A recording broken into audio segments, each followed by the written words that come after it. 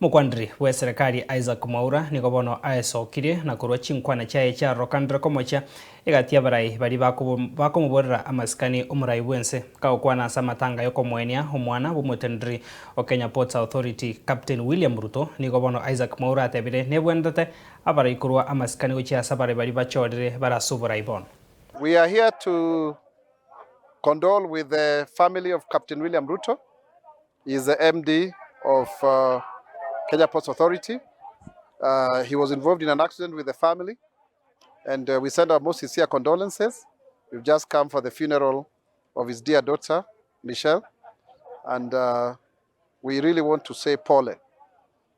And from the outset, it is important for leaders to respect families during burial. Whatever we saw in Olkalau was not really acceptable. We saw a lot of disrespect. And even if you don't like the person of the president, but you have to respect the institution of the president. What we saw with some leaders there, some of them were fairly young and even serving their first time in parliament, was really disrespectful.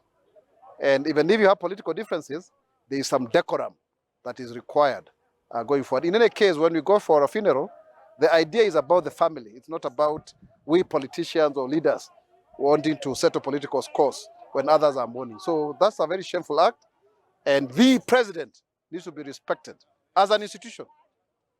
That is not something that should be compromised at any point. Secondly,